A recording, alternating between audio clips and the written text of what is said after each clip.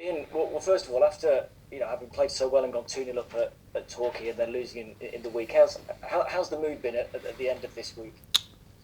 Yeah, surprisingly good. Obviously the players were really disappointed, and I think we all were with the outcome against Eastleigh. But I think they have seen positives in the volume of chances that we create, and as disappointed we are with the result, we have to try and take some of the good things forwards and just get back to work. We can't feel sorry for ourselves because there's 8 games to go, and I think moping about and being too disappointed doesn't help us out on the training pitch. So I think that the lads are lifting the spirits and ready to go again.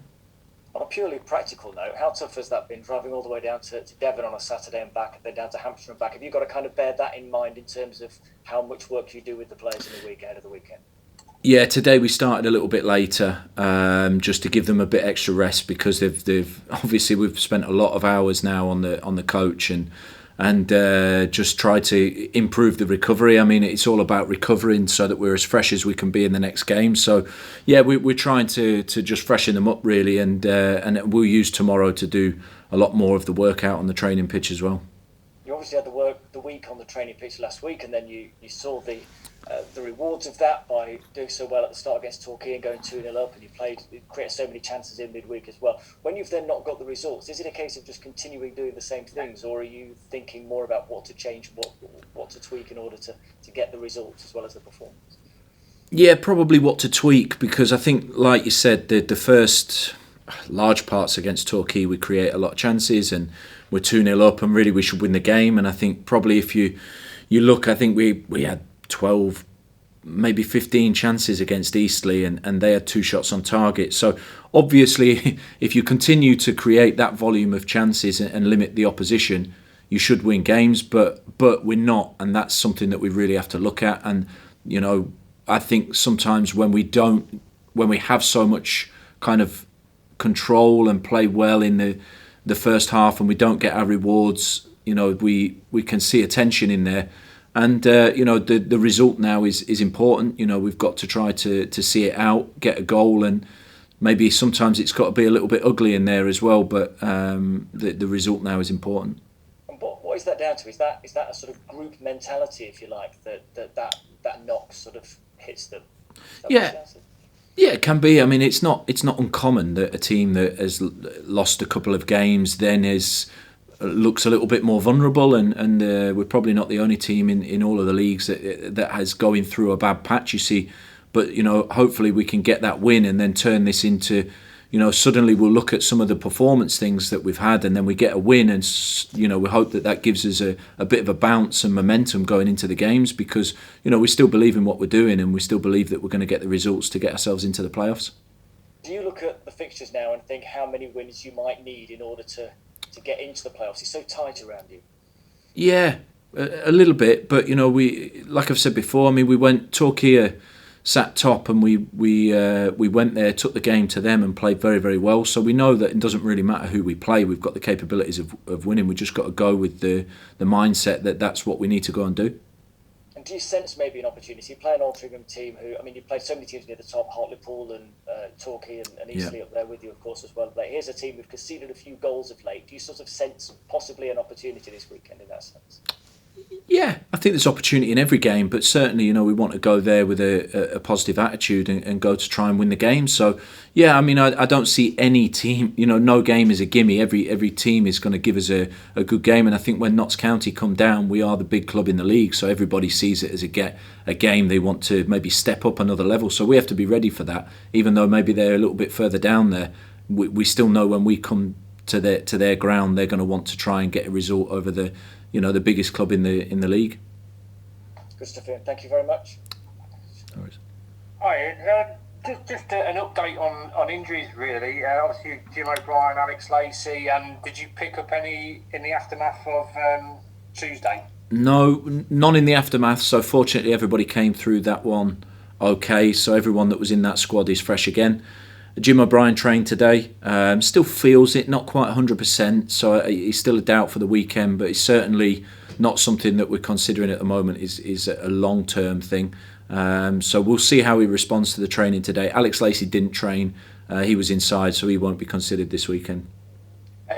Has Alex been for a scan?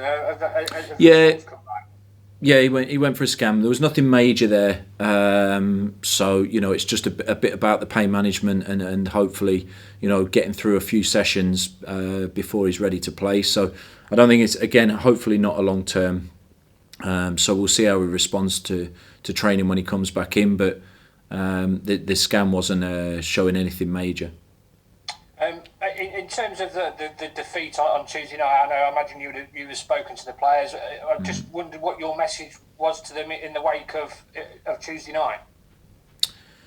The message was that I think we all felt after the game unbelievably disappointed with the outcome, and also a little bit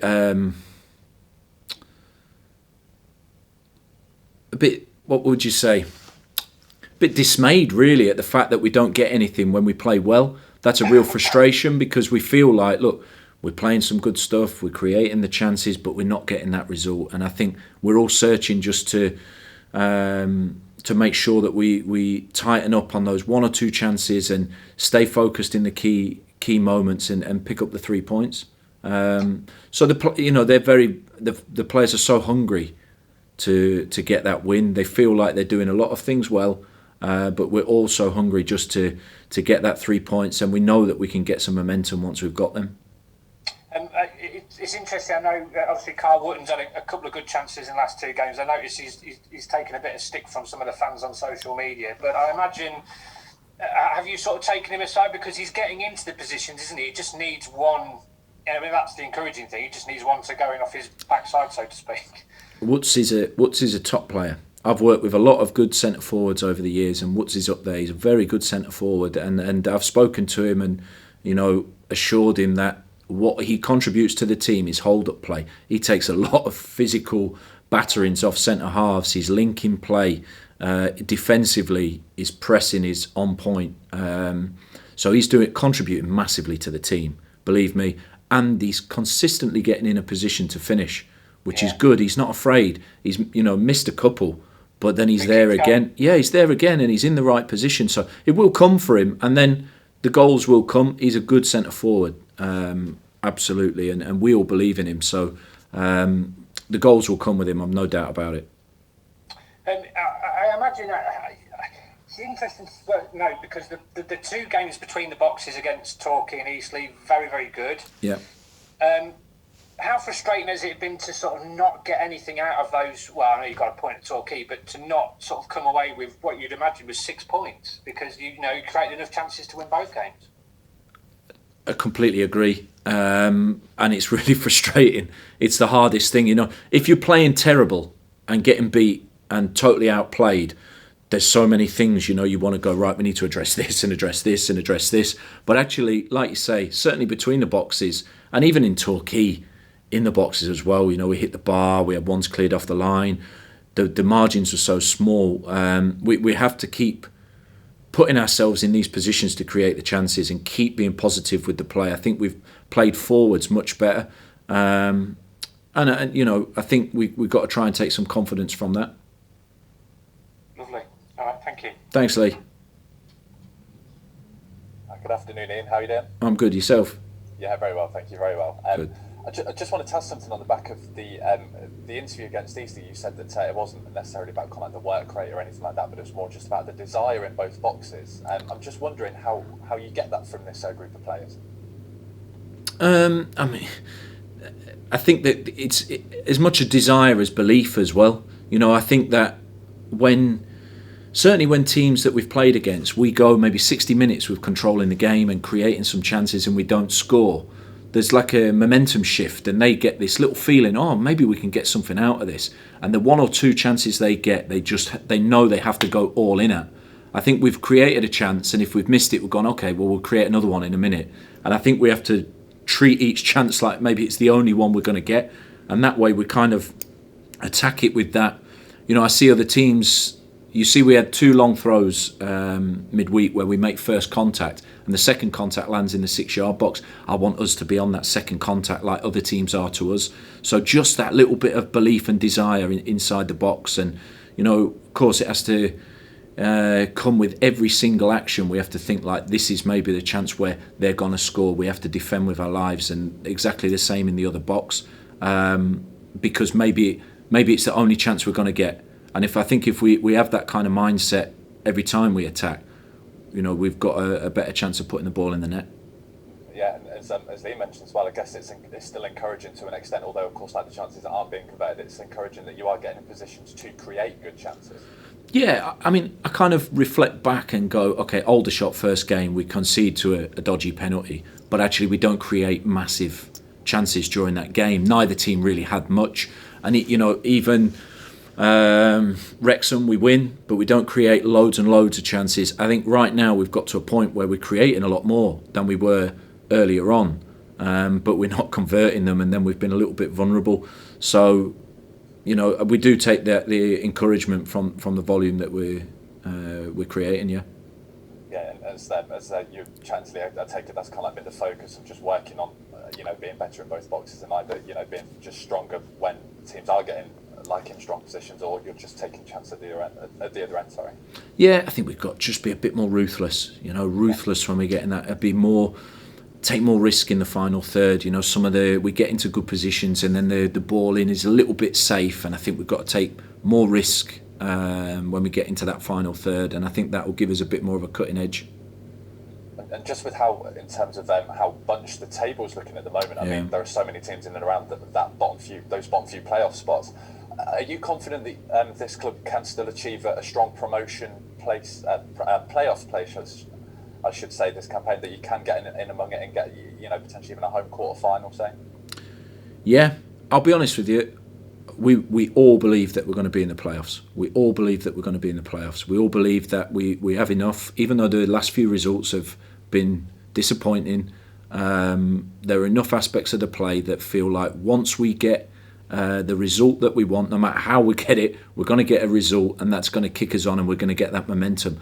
And do you know what? I don't care whether we're 7th or 5th in the playoffs. I believe that whether we're home or away, we have the capabilities. We just need that momentum, and I believe that once we get into that playoff spot, we'll be a match for anybody. I really do. But we need that result to propel us, and that's what we're searching for now.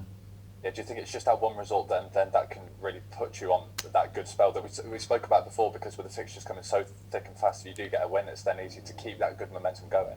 I think so. I think you've seen other teams in and around us get one win, and suddenly in a week they've propelled themselves. Eastleigh have done it, to be fair. They beat us twice and beat Sutton, and they've just propelled themselves into there. So I think a lot can change in a week, and we have to know that.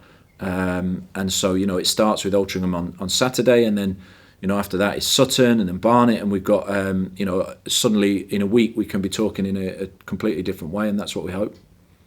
Or against Altrincham, what kind of test are you expecting against that?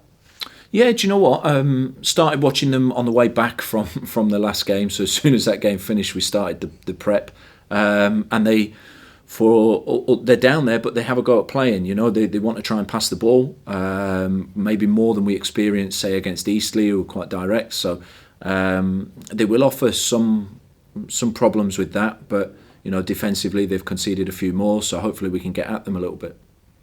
Sure. And just finally, I just wanted to pick up on something you mentioned with David. I think when we spoke on Monday, I asked kind of like about the winning ugly side of the game in terms of not necessarily going from back to front or just winning the game by any means necessary. And I think it was more of a focus then on the performance, playing the way that you do to secure that result. But yeah, just to David there, I think you mentioned about winning ugly and kind of like getting results by any means necessary. So I'm just interested, kind of like what's changed in those few days. I don't say that we're going to change how we play in terms of the way in which we pass the ball and those things, but it might just be in key moments we've got to be a bit more cynical and a bit more cutthroat in key moments, and winning ugly by when the ball's in and around the box on set pieces, commanding that if we don't get first contact, there's no chance that they get second. We've got to block it and by any means necessary keep the ball out of the goal. So maybe being a bit cynical in in areas in the pitch, killing the clock and taking momentum out when other teams get it. So I don't say that winning ugly doesn't mean just suddenly turning into a team that pumps it long, because I think other teams are better than us at just pumping it long. We have to keep the ball on the floor, pass with the intensity that we have, but in key moments maybe we can be a bit cynical and a bit more ugly and a bit more have a bit more edge about us to get us over the line.